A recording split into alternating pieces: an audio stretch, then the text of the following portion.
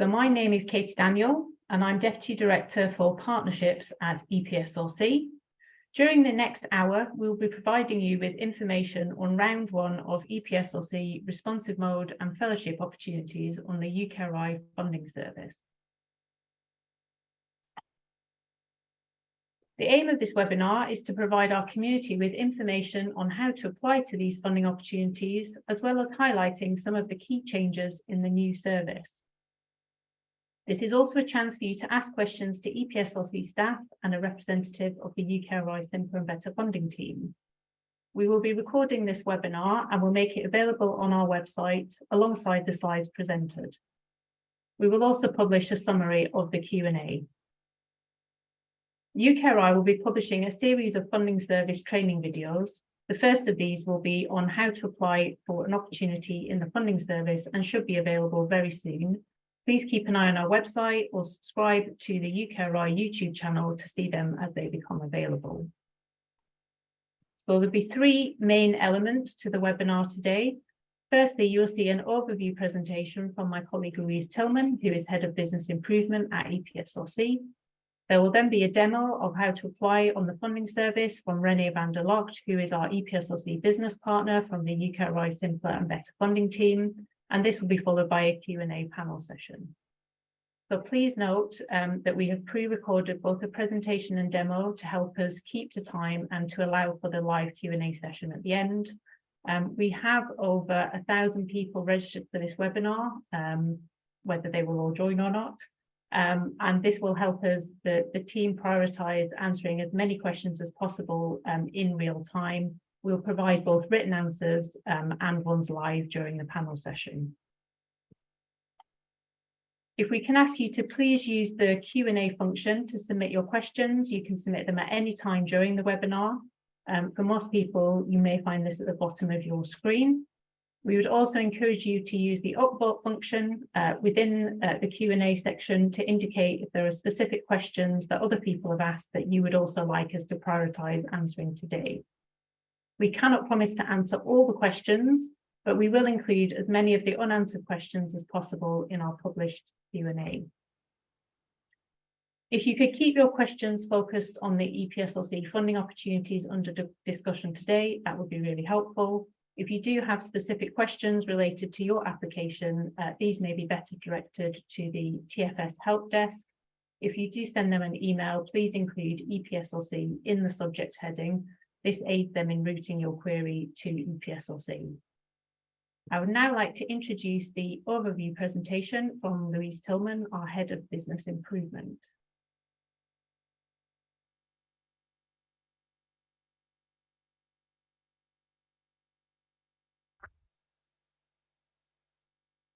Good afternoon, everyone. I'm Louise Tillman. I'm the Head of Business Improvement at EPSRC. And today I'll be giving a short overview presentation on what to expect from that first round of EPSRC responsive mode and fellowship opportunities on the new funding service. So firstly, we'll touch on what the funding service is and why UKRI is transitioning to it, what the transition journey for EPSRC's responsive mode and fellowship opportunities look like, what to expect when you apply in the funding service to these new funding opportunities, and where you can find out more additional information.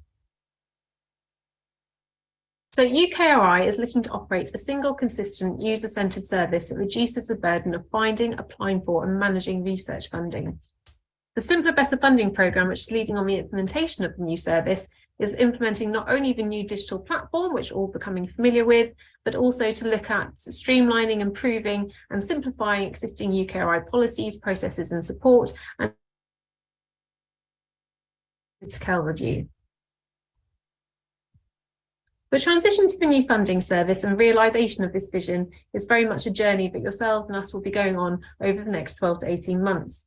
The funding service is based on iterative design principles, and although the initial functionality will be relatively basic, we're expecting significant enhancements and improvements over the next 12 to 18 months. And many of these will be based on user feedback we get from you yourselves when you submit and apply using the new funding service.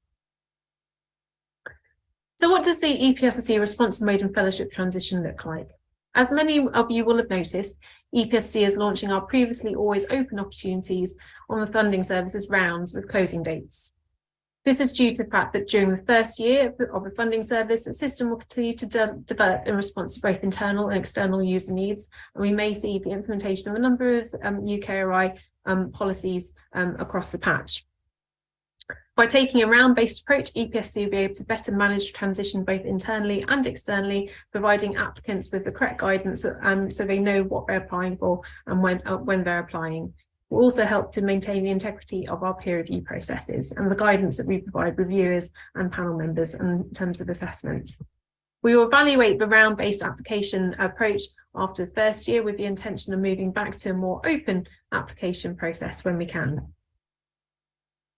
The transition of response mode opportunities, and when we talk about responsive mode, we're talking about standard research grants, new investigator awards, overseas travel grants, network grants, discipline hopping and ICT, and working with overseas scientists. We're planning to run these as 4 consecutive rounds before reviewing the viability of returning to a more open application process. Round 1 for these opportunities reopened on the funding service on the 23rd of May and will close on the 28th of September, and the second round will open on the 2nd of October and close in mid-January. And this is a diagram we put together for our transition page on the website, which explains this round-based approach for responsive mode opportunities. For our fellowships, and when I talk about fellowships, I'm referring to our Open and Open Plus fellowships and our postdoctoral fellowships. Round 1 of these opportunities reopened on the 23rd of May 2023 and closed on the 28th of September 2023.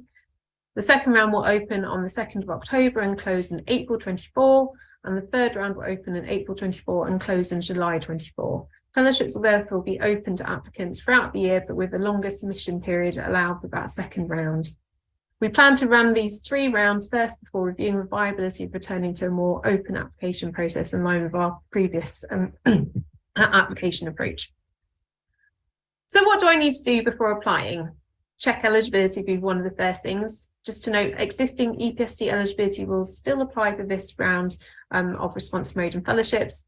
Please check funding finder opportunities for any opportunity-specific eligibility requirements. For example, our new investigator awards have a couple of additional requirements that need to be fulfilled. Remit queries. If you have a query about whether your proposal fits within EPSRC's remit, please make sure these are submitted early on within the submission window, and you can use our remit query service to get a response around that. For deadlines, although the call obviously closes for the first round on the 28th of September, please do not leave submitting your application until the closing date. Ensure that you know about any institutional deadlines and processes that need to be completed prior to the submission deadline, and don't leave it to the last minute. So what do applications to our responsive mode and fellowship opportunities look like in the new funding service? One of the first things I wanted to draw your attention to was the applicant grant roles. So UKRI have introduced a new common set of grant roles which offer greater consistency across UKRI opportunities, and information on what grant roles are available in each application are available in both the funding finder and embedded within the new funding service. Descriptions of these new grant roles and how they've been implemented is available on the UKRI website at the link below. But one thing I just wanted to highlight is that only a single project lead is allowed on applications at the moment for both fellowships and responsive mode. This is an area which is being actively looked at the moment, and different sort of approaches to leadership models is being considered for some pilot opportunities, for example, the EPSC ED&I Sharing Hub opportunity, which is due to launch in September. Next thing I want to highlight was a little bit around the approach to the application questions. So as part of the Simpler Better funding programme, we're looking at streamlining the application process across councils by simplifying and standardising the questions we ask researchers to explain their ideas with, and to make sure we only ask for information at the application stage which is relevant to the expert peer review. Moving towards a more question and answer format to make sure applicants understand how the information they submit will be used by reviewers to assess their proposals. And central to this has been the development of the core question set for both response mode and research grants that reflect the basic criteria against which the application will be assessed. Hopefully some of these sort of areas of assessment and application questions will look familiar, as they are broadly based on a number of opportunities which have run across UKRI. So the core question sets and areas of assessment for responsive mode are vision, approach, applicants and team capabilities to deliver, resources and cost justification, ethics and responsible research and innovation. And there are some opportunity-specific questions and criteria for specific opportunities, which I'll touch on later in this presentation. So firstly, looking at the vision and approach question, for this round of responsive mode and fellowships, we'll be asking applicants to submit a vision and approach combined document as a 6-page PDF upload, with an additional 1 page allowed for a work plan. This is in some ways comparable to the case of support, which applicants submitted in GES. This is the use of the PDF in this particular instance is because of some difficulties still in the digital form in terms of the accepting complex mathematical symbols and formula, and EPSC will continue to use this PDF upload approach until we have convincing user research from the programme highlighting that a suitable solution has been found for our mathematical and theoretical community. The next section is around the applicant and team capabilities to deliver. So this will be submitted as part of the digital form and we'll use the new resume for research and innovation structure and module headings. So this is comparable in many ways to the narrative track record that EPSRC previously required applicants to submit in GES. In terms of resources and costs, your applicants will be asked to submit a structured cost section on the application form, which will be at a higher level than you might be familiar with from GES full proposal applications. And then there is a question which will allow you to include information in the digital form, providing a justification of those costs that you've included within that structured cost section at a more detailed level. There's also a question on ethics and responsible research and innovation, and how that applies to your application. As I mentioned earlier, there are some opportunity-specific questions. For example, the new investigator award, there's an additional question on host organisational support, and for fellowships, there are questions on host organisational support alongside personal aspirations and continued professional development and team and community leadership. This information is embedded within both the funding service, but also available within the funding finder as well. So please read the opportunities carefully. Additional to the core question set, there are also some additional mandatory questions that you'll be asked to complete. One is the summary, which is comparable to the summary we used to ask for you to submit in GES, which will be provided to reviewers when we initially request a review from them, but also used if your application is successful in tools such as Gateway to Research. You'll also be asked to identify alignment to an EPSRC theme area, and this is just to help with some of the initial processing and allocation of proposals when the call closes. You'll also be asked to highlight project partner contributions, and you'll be doing this by completing a Word table and then pasting this into the digital form. Please do not alter the table formats when you paste it in or add any additional columns. You'll also be asked to submit project partner letters of support in a compiled single PDF upload. In terms of facility usage, you'll be asked to complete a section on the digital form about this, and we also ask you to confirm that you have spoken to and agreed access with the facility in advance to submitting your proposal.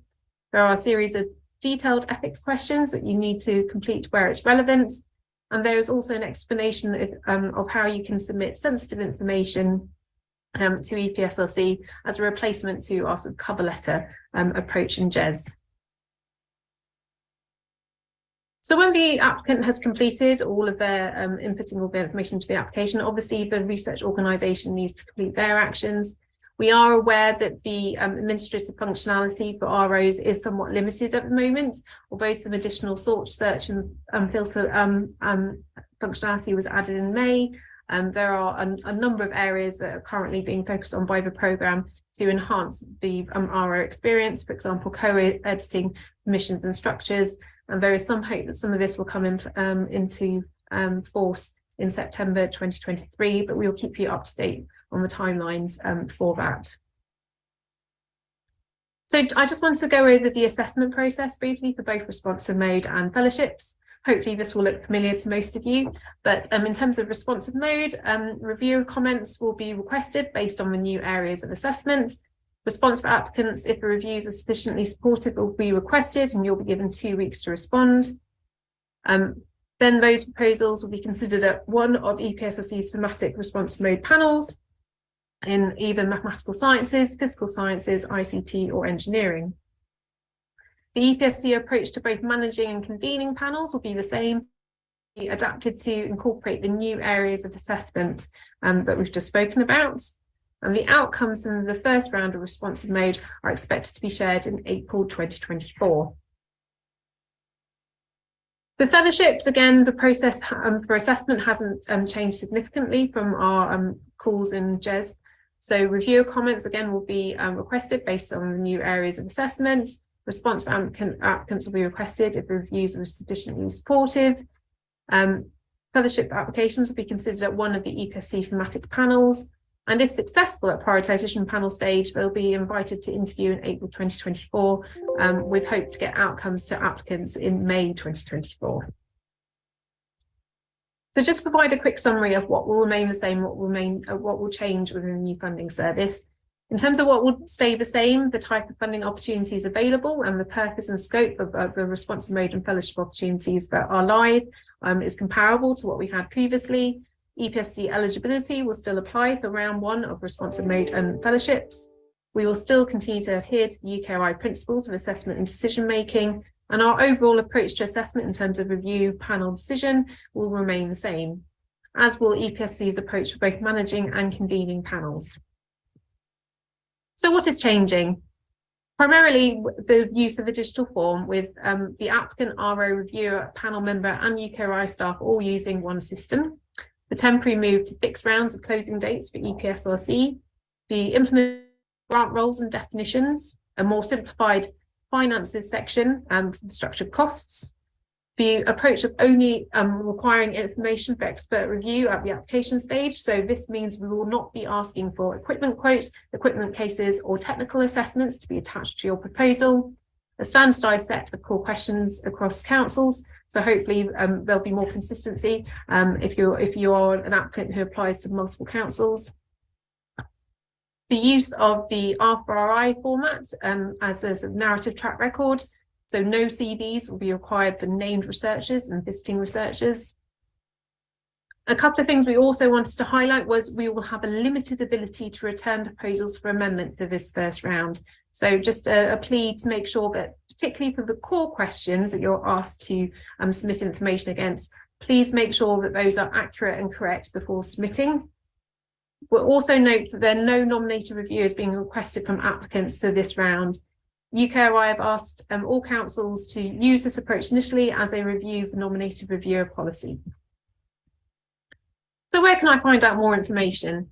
So there are a number of UKRI channels, so the SBF web pages, there's an SBF newsletter you can sign up for, and there is information from previous SBF webinars on our website.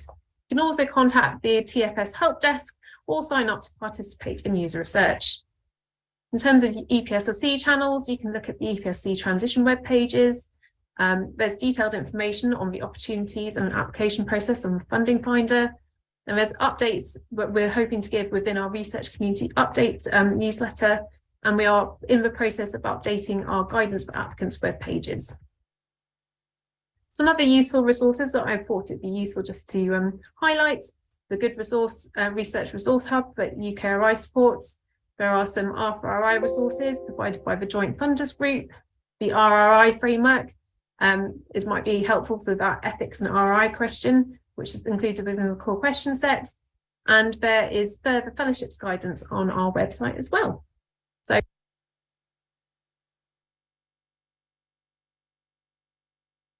well, thank you to Louise for that presentation. So in addition to what Louise said, we'd also like to stress that the EPSRC resubmission policy does still apply for round 1 of responsive mode and fellowships.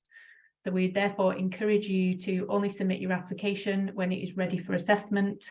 Please don't rush to meet our round 1 deadlines if you think more time would be beneficial and lead to a stronger application.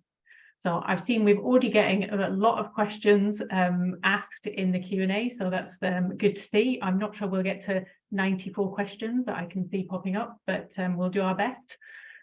So I would now like to introduce René van der Locht for a demo of the funding service. Just to say in advance, this doesn't use the live system, and it does use an example of an ESRC funding opportunity rather than an EPSRC funding opportunity. However, the key features that René will show in the video are common to EPSRC funding opportunities that we're talking about today. So over to René.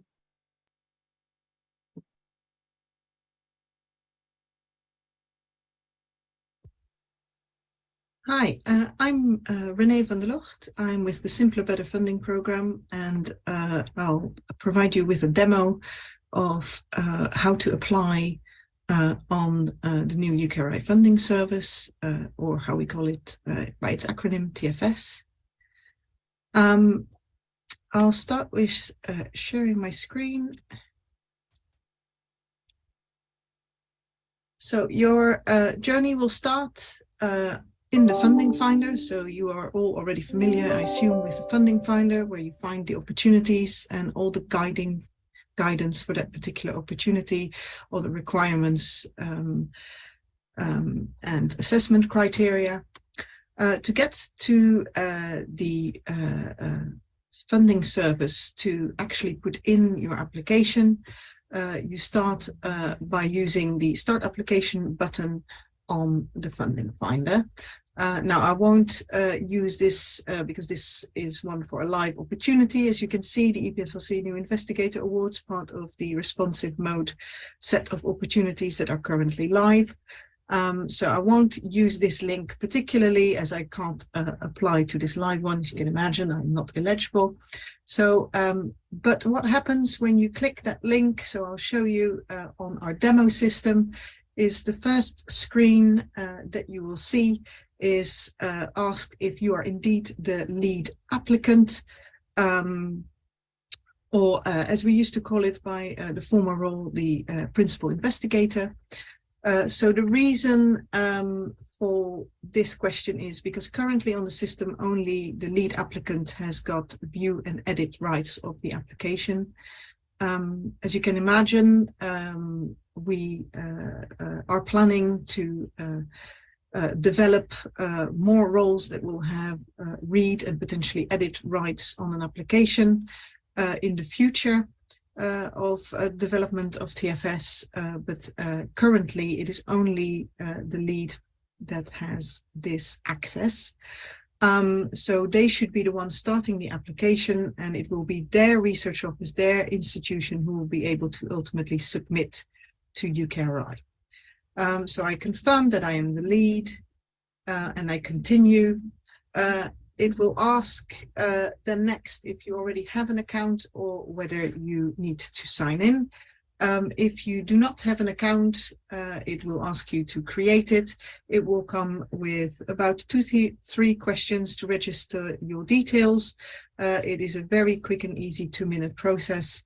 And then you will be able to continue straight on to your application. So in my case, I have an account on this demo environment, so I will sign myself in.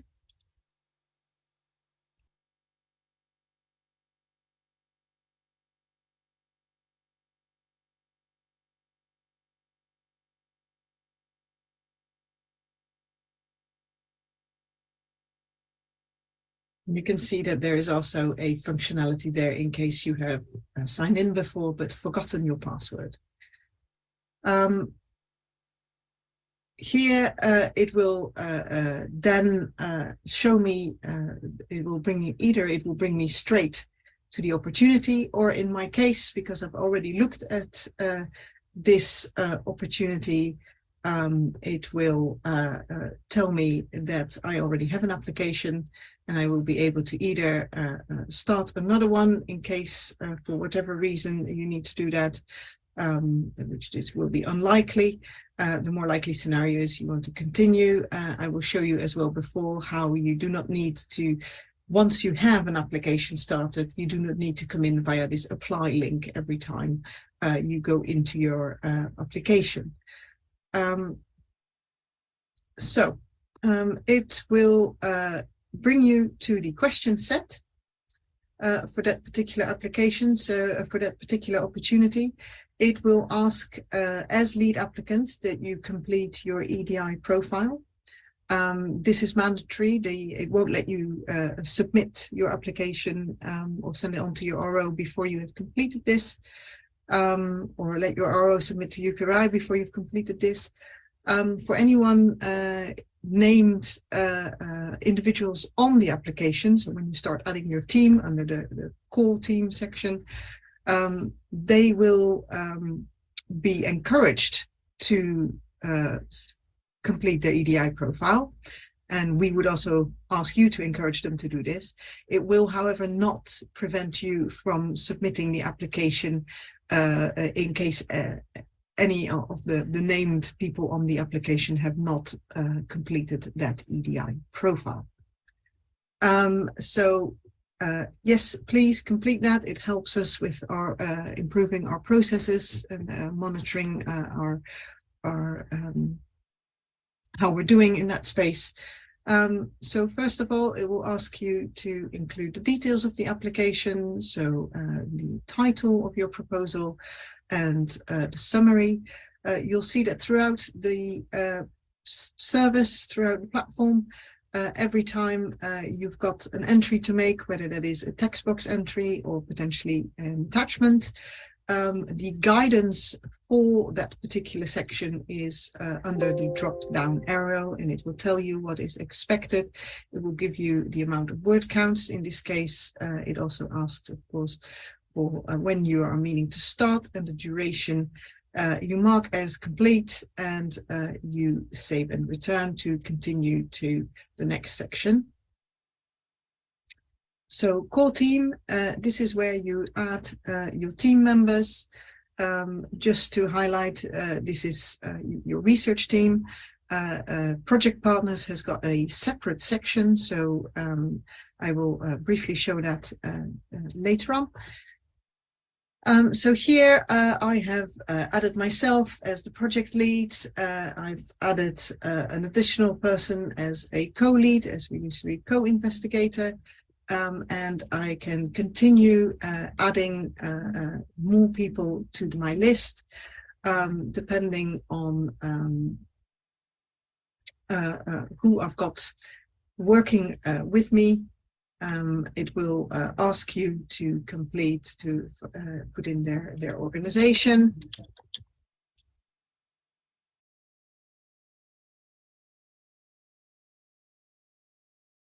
And you can choose which organization, select the right one.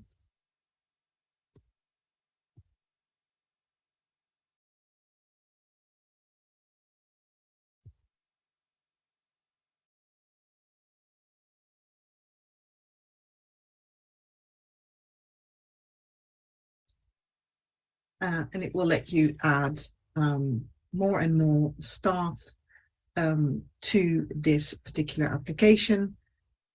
Obviously, you can see here there's 2 institutions currently involved. When you've got your full list, you mark as complete and save and return. Marking it as complete, as long as you have not sent it on to your research office, you will be able to edit this as all time. So just saving it and returning won't lock you out for the application. So there's a few questions I just wanted to draw your attention to. These are not the exact same that you will see for the EPSRC responsive mode. This is one of our demo opportunities on our demo system, but it's got a few very similar ones. For example, you encounter a high-level classification question that will help EPSRC process your application, route it to the right team. An important one that is the same as what you will encounter is the vision and approach. So here you will be asked, again, the drop-down arrow will give you your guidance of what is expected in this section. So you can see here the guidance is to submit a 6-page PDF rather than enter in the text box. You will have to enter something, for example, attachment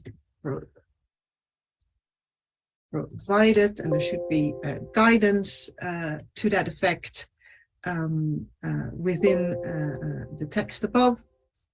And it will ask you again, it will give you more details of what we want specifically for the upload. You choose your file as normal. In this case, I'll have a blank document, but it has to be a PDF. It has to be no larger than 8 MB. And there's guidance provided on what you should title it. So obviously I haven't done a great job here.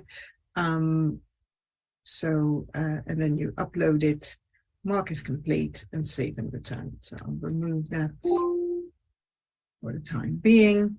And when I say save and return, it will give me an automatic warning that actually something's gone wrong with your attachment. If that's the case, or you haven't attached it, it will flag that up to you. So that you complete it to the right specification. You can again come in and out. It doesn't lock you out of that particular section. I just wanted to quickly demonstrate a application question where you have to use the text box function rather than an attachment. Here with the applicant and team capability to deliver, again, all your guidance is here under the drop-down arrow. What is expected, the assessment criteria for that particular section, and the guidance on how to complete it, where you then enter the text directly here. So here I've got my describe team and capabilities. Obviously, you'll probably have done this already offline, more likely, and copy in your text as appropriate. It will show you how many words, and you can mark as complete once you're happy, and save and return. So I'll just show you very quickly what happens when I indeed say that. Again, even if you mark it as complete, as long as you don't go on to sending it to your RO, it doesn't lock you out. But here it gives you the overview of which ones you have completed and which you haven't, so that you can remind yourself which ones to have a look at later and which ones you're happy with. So demonstrated one with attachment, vision and approach, and one where you enter the text box. The other thing I wanted to quickly go through with you is the resources and cost entry. So to note that you will have to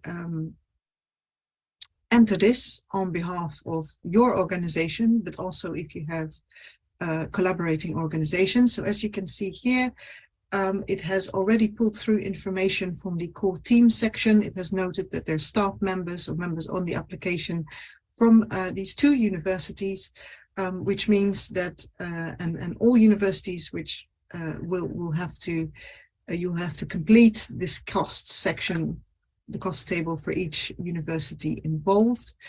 To note that we only ask for headline figures, not for itemized a breakdown anymore. So here you can see the cost table consists of 2 parts. First of all, it will be the staff, so all the people I have named here. So if I click into the particular name, I can indicate the type of the cost category, and depending of course on what you have indicated here, if applicable, the approximate start date on the project and end date, and the percentage FTE that the person is involved. You save and return, and you go to the next person. If I go on to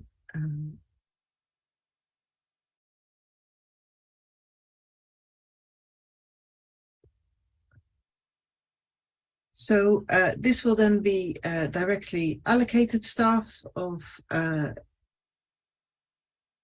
the directly allocated headers, where you fill in the headline figures, as I said, for directly allocated, indirect, and exceptions.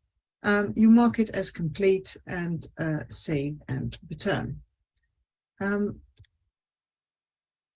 Now, the last thing, once you've done the headline costs, it will calculate the total figures on here automatically and show that.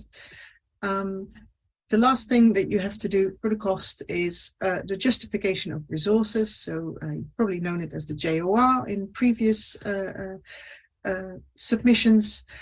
This is where in the text box, again, the question and assessment criteria for these are marked above. You enter your justification of resources. Here you can go into more detail if you've got specific items you need to clarify and justify of why you are requesting them and what their purpose is. This is where you would do this. And once you have submitted that, you mark as complete. So you need to do both the cost table as well as the justification of resources text box to complete the cost section. Now, as I said, as lead applicant, you do this on behalf of the organizations involved.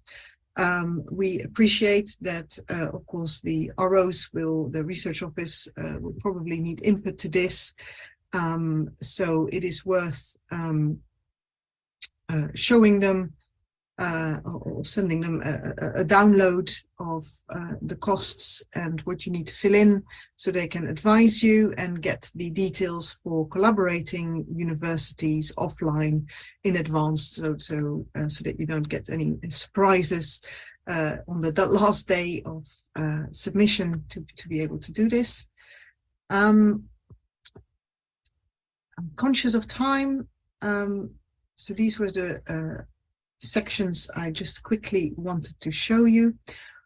It will only allow you to send to research office. You can see that this is grayed out at the moment. Once you have completed all these sections, so once these are all green, this button will no longer be grayed out and you can send it on to your research office.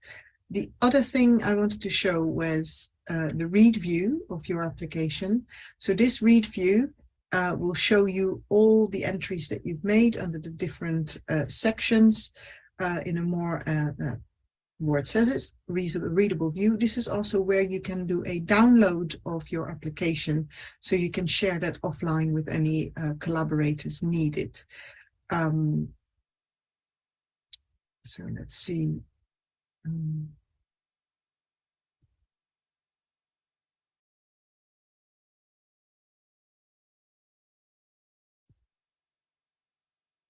And this is also incidentally the view of what the reviewers and panel members will see. It will look like this to them, of course, with, in this case, content added once you have completed your application. The last thing I wanted to mention, which I forgot, is something to be aware of. I mentioned the visibility to ROs, that they currently just have read view access. Edit access for ROs is very high on our list of priorities, and will come hopefully in the near future, which we will update Central Communications about. However, it is to be aware that as soon as you start your application, it will also pop up in your RO's admin account. They will be able to read the application while it is in progress, although obviously it doesn't officially flag it to them or send it to them until you have completed all those sections and you have pressed submit to send to research office.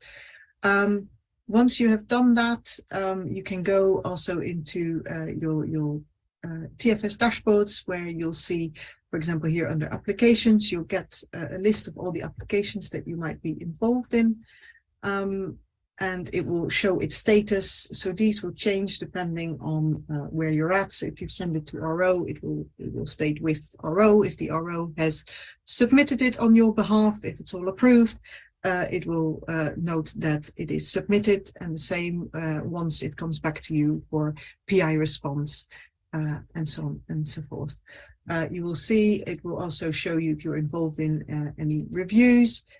Currently, I am not on this demo environment, but it would have shown an overview of all your reviews that you're currently working on or have been involved in, and likewise for panels. I hope this was useful, and thank you very much.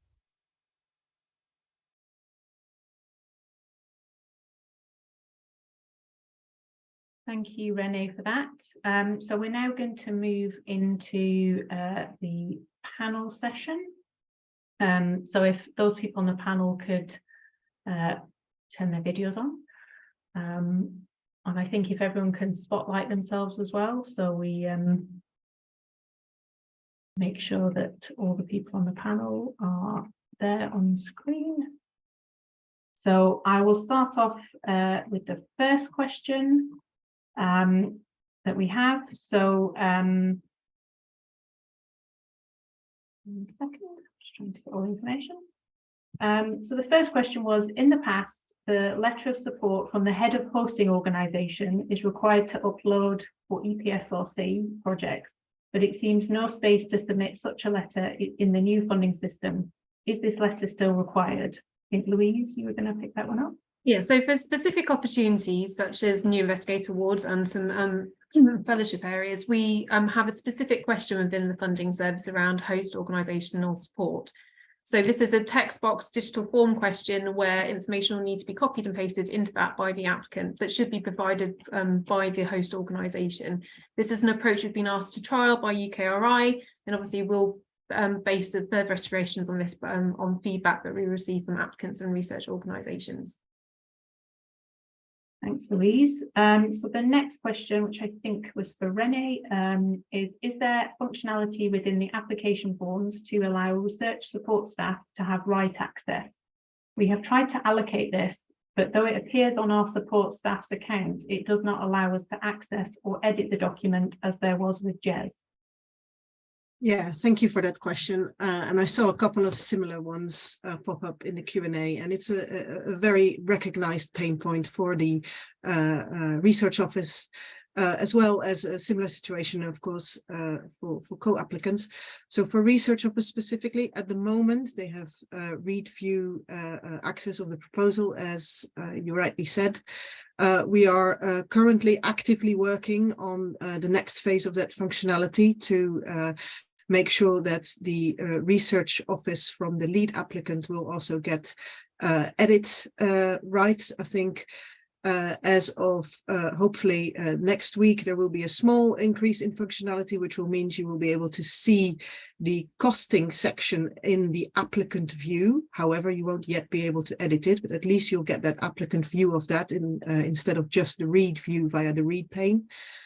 So yes, we are very aware of this pain point, and it's very high priority for the program to get this resolved. So we are working on that. I can't unfortunately give you a date. When we have a date, we will communicate that. Thank you.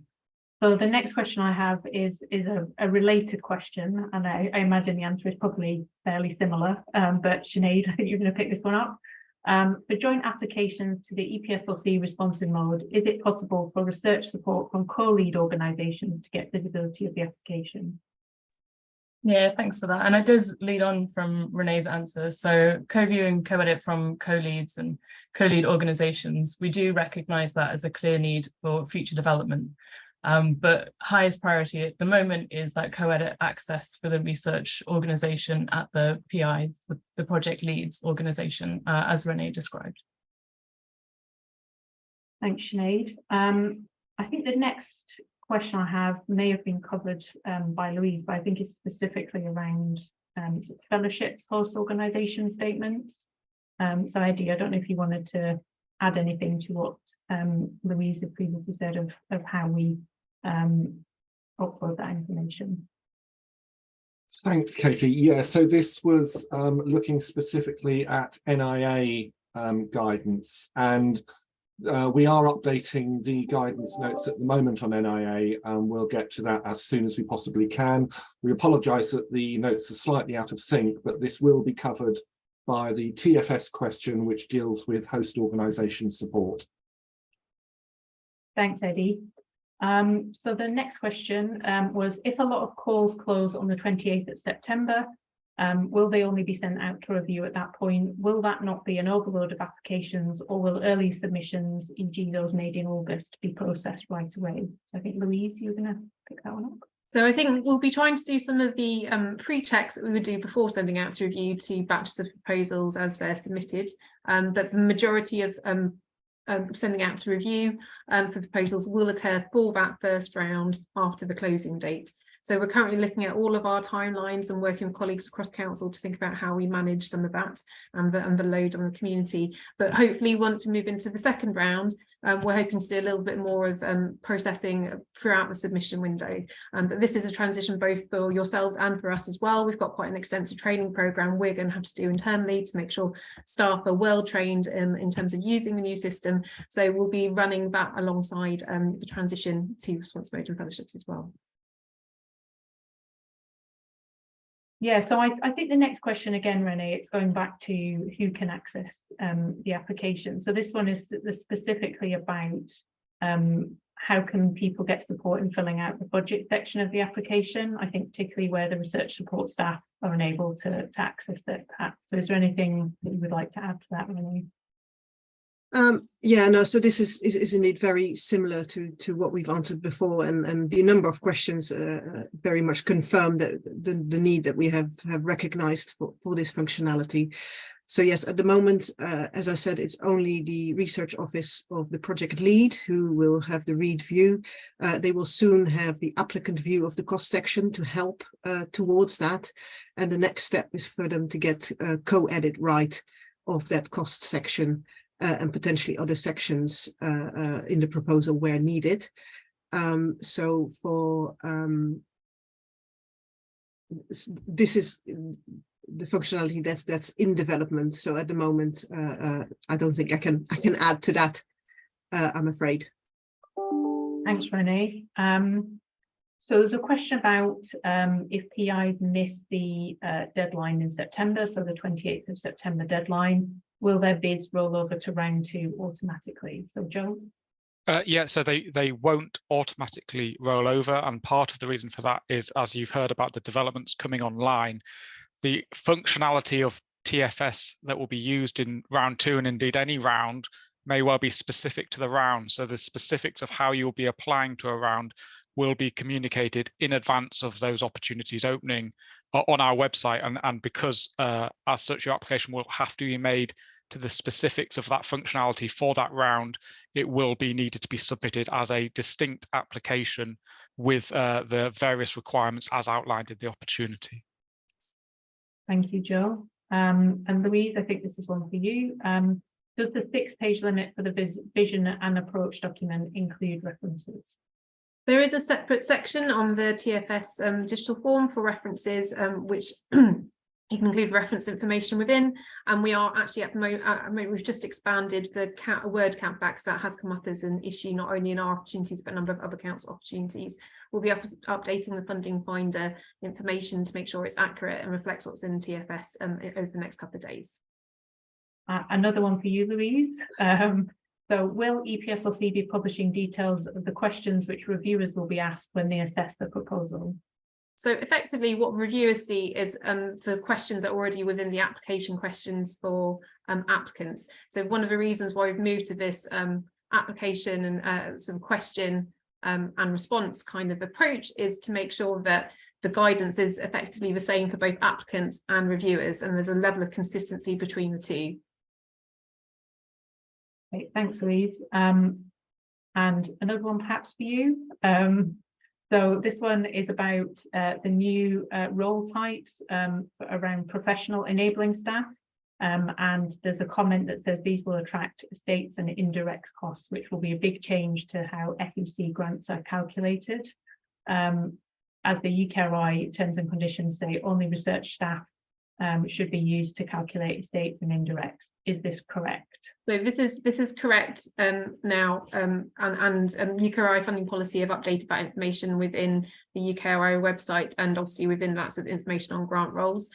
There will be an update to the terms and conditions to obviously reflect that change. It's part of the commitment to the Technician Concordat and some of the sort of action plan which UKRI has put in place. But we do appreciate this is quite a significant change, and the UKRI funding policy team are trying to put together some additional guidance and scenarios that they can share with research officers to help them to respond to this change. So please feel free to feed in any concerns or issues that you have with the implementation of this particular policy to any of the heads of regional engagement or portfolio managers or teams within EPSRC, and we will feed that back into the UKRI funding policy team to help improve the guidance which is currently in existence. Thanks, Louise. So we've got a question about how does the vision and approach differ from the case for support? Yes, shall I take that one? Yes, Renee, thank you. No worries. So it's got, in essence, it is the scientific case as you used to know it, as it was called, case for support in JES. However, there's a few differences. For example, the question is much more targeted to the specific areas of assessment as vision and approach of the project. The bullets underneath each question are sort of the assessment criteria, and are directly for that particular section, for that particular document. Whereas in the old world, if you like, the world of JES, we had sort of holistic assessment criteria, which would then be applicable across a number of attachments. So it is much more direct. This is your question with the criteria underneath it, and we want you to answer this in this document or in this section.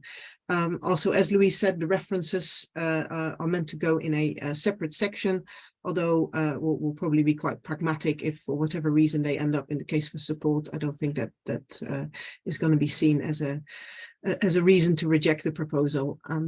Is there anything you wanted to add to this, anyone on the panel from EPSRC? Yeah, I think I'd just say try not to conceive of your proposal in that kind of case for support format as we've had before. The questions that you get asked are the ones that the reviewers will be assessing directly, so you know exactly what the reviewers are looking for. So it's about preparing your proposal in the context of those questions so that you know you're answering everything that the reviewers will need to provide their assessment. Thank you both. That was really helpful. I'm going to ask this one to Joe. So is only one project lead possible? What if you were doing a genuine interdisciplinary project with 2 PIs equally involved and with leadership arranged to be shared according to previous rules? It would be unfair to downgrade one PI if this does not reflect their contribution. Why wouldn't you allow 2 project leads? This is an unnecessary and damaging restriction. So indeed, in fact, we are now talking about project leads and not PIs, and I'm sure it'll take us all a little while to adapt to that. We are looking at some pilots with multiple project leads, although there will be further policy work to be considered if we're going to roll that out more generally. Again, I think I would just also point, when you look at our descriptions of the different roles that one might have within the grant, we are anyway evolving that so that hopefully there is an increased recognition of all of the different ways people can be contributing to a grant. Thanks, Joe. And one for Sinead. Since you're reviewing your end-to-end processes, could you consider routinely providing brief feedback to applicants whose proposals were considered at panel? Yeah, so due to the volume of applications we receive, we're not really able to provide individual feedback for proposals beyond the reviewer comments that you receive. But I think it's worth remembering that the panel acts as a jury, and so they use the reviewer comments to kind of create the assessment to make the decision or the recommendations to EPSRC. So they don't bring in new information, and that means that the reviewer comments that you get back are really the most accurate feedback that you're going to receive on your application. Thank you, Sinead. So we've got a question. I'm going to ask this one to Renee. So why is there such a stringent word limit on the reference section? We would actually get very few references within this limit, especially if we provide titles which are beneficial for referees. Yeah, thank you for that question. This has actually been remedied. So the references sections word limit has gone up to 1,000, so pretty much 2 pages. This was done after feedback. I think this was a case where the functionality was a little bit behind the policy, where we were expecting just links potentially to be provided in the references section, whereas our guidance and policy still says that we don't expect reviewers to click on any links per se, so it would need a fuller classic reference. So we have amended that. Thanks, Renee. And I guess there's a follow-on question for Sinead. It was really about what is this reference section for? Does the separate section mean I have to make all my scientific literature survey presented in the vision and approach, or do I put all of that in the reference section? So maybe a bit more clarity on what goes in there. Yeah, so I think Louise and Renee have sort of touched on this in some previous answers, but yes, please do use a separate section for your references and not the kind of the page count or the word count in your vision and approach. That section should be used to list the references that you've used to support your application, so the panel can, or the reviewers can see those. Thanks, Sinead. Maybe Louise, you can kick off on the next one, and Renee can comment if there's anything additional. So this was really about, for the vision and approach document, is there any guidance in terms of the balance of those 2 bits of information that should go in the document? I think I'll ask Renee actually about this in terms of the balance, but initially when it was conceived, there was a word count associated with both elements separated, but obviously we've collated those in the PDF. So Renee, if you want to touch on that, that would be useful. Yeah, I think initially, so these, like Louise said, these were 2, and it might be what we do in the future to separate sections, but as we use the combined document for these, it got amalgamated. I would say go back to the specific questions that are asked and the bullets underneath that. So there's not a perfect yes, you have to have 1 page on used for vision and the rest for approach, but I think in general it was perceived like the vision would probably cover 1 or 2 pages, and the approach would take over the majority of the vision and approach document. But again, this is a very rough, and it may depend on the type of proposed work, and I would just recommend looking at the specific bullets and questions under each of these. Thanks, Renee. I'm conscious of the time, and I know some people may need to drop off the webinar at 2 o'clock. So just say we have had such a lot of questions. I think we're prepared to stay on for another 5 to 10 minutes just to take a few more of those questions. So if you do have to leave, please do. But we'll try and cover a few more, and any that we haven't covered, because we're not going to get through all of the questions. We will try and include the kind of main ones in the written Q&A. So where did I get to? So the next question, I think, Joe, if you could have a go answer this, is funding limited per round? So would anyone be at a disadvantage when applying to 1 round other than another if application numbers differ between those rounds? So this is note that the way that we have accounted for our budget, our commitments, how much money we will be looking to assign has not changed as a result of this TFS implementation. So as such, we expect to be funding a similar amount in similar time periods as we have historically, or in line with our finances. So the real thing is apply when you're ready. Obviously, actual success rates will be driven by how many applications we receive, which is not something we can control. But I would always advise against anyone looking to find a quieter round, because it's very difficult to predict when that might happen or if that will ever happen. So really do just think, are you ready? And use that as a way to drive when you press submit. Thanks, Joe. So there's a question about Research Council facilities and how these can be recorded within the proposal and managed within the round. So I don't know if Renee or Louise might want to pick this one up.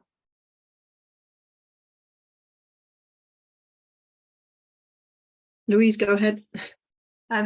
So obviously there is a facility section within the funding service form where we're asking you to confirm which facilities you're going to be using, but we also ask you to confirm that you've already had that discussion and gone through that process with that facility to ensure that access has been agreed and that it's a suitable type of use of the facility that you're asking to use. But we will not be asking you to upload a technical annex to evidence that you've had that discussion. Thanks, Louise. So the question for Eddie around the R4RI form and whether that is something that we ask for 2 pages per applicant or per application. I think. Yeah, it is per application. Bear in mind that particularly with fellowships, that it is about the applicant themselves. The R4RI is looking at what the individual brings to the project. It's the sort of summary of their career journey.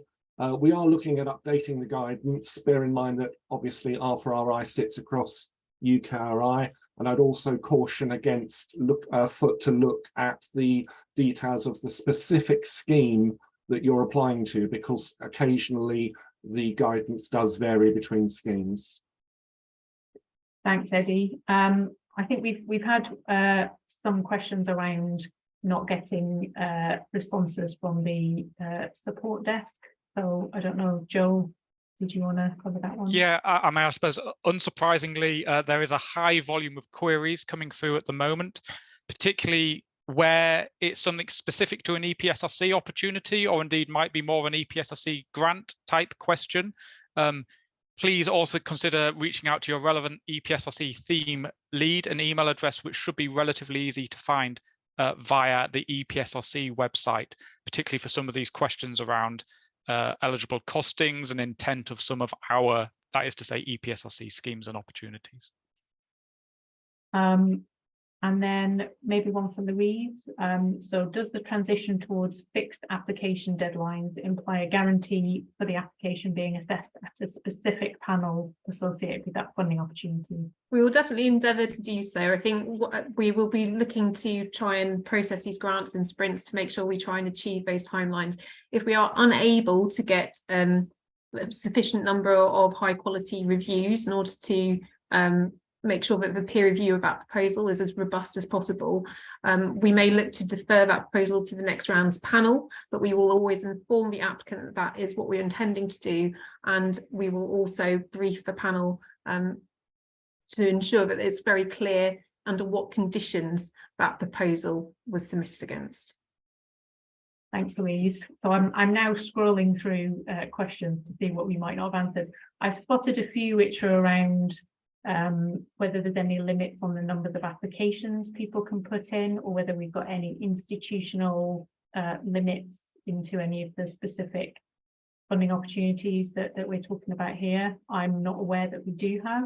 I mean, I think I put in my comments that where they need to be obviously distinct scientific proposals, but you can imagine, particularly with the length of, for example, round one, it is not inconceivable that one person could be involved in more than one distinct grant to that opportunity.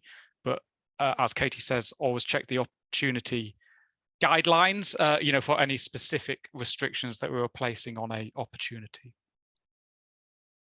Thanks, Joe.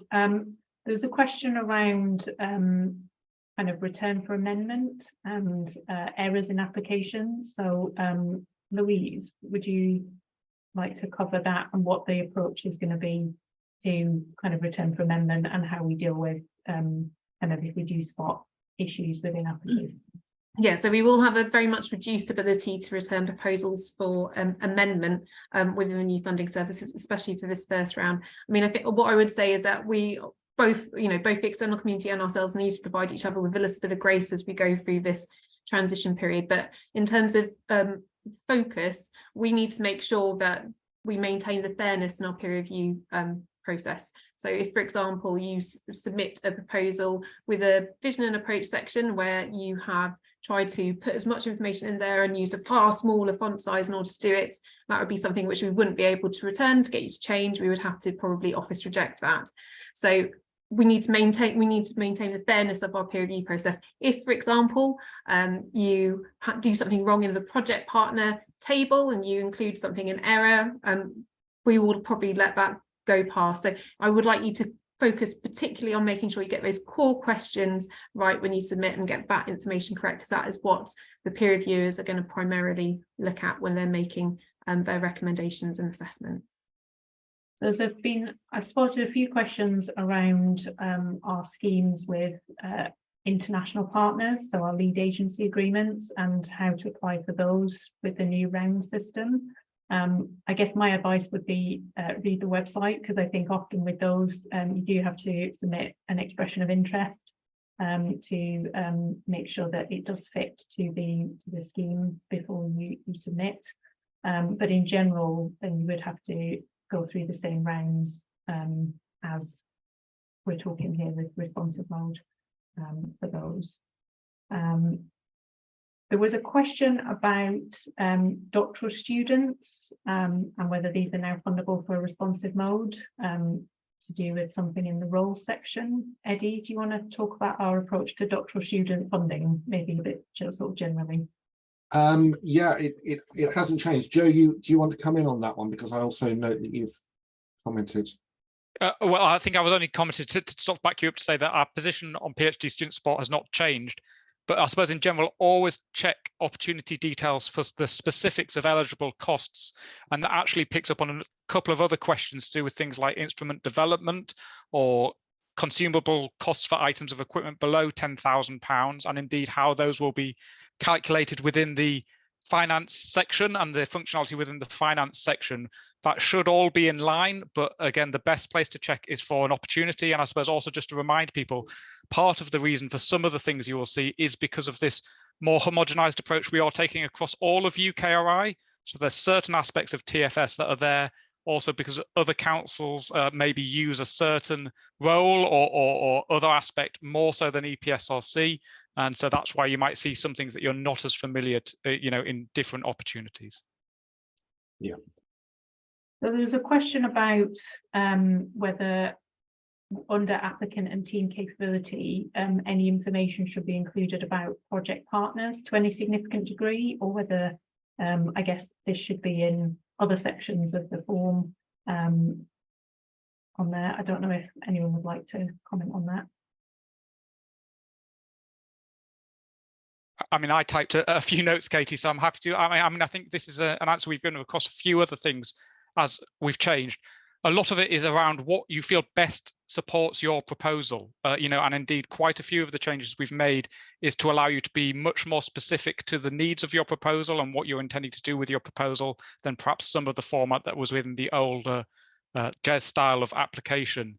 So I think that's an answer that actually applies to many of these suggestions on the changes, and that also links to the guidance that we will be giving to our review process and throughout our review process, not to think of this as what is this section as it was in the old system, but looking at it in terms of its own merits and the guidance we're specifically providing for the TFS process.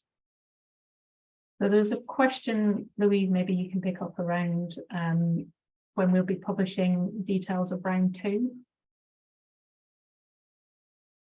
So we'll probably do some pre-announcements towards the end of the summer, which will provide you an overview of what might have changed between round 1 and round 2, and then we'll obviously publish the full funding finder opportunity towards the end of September.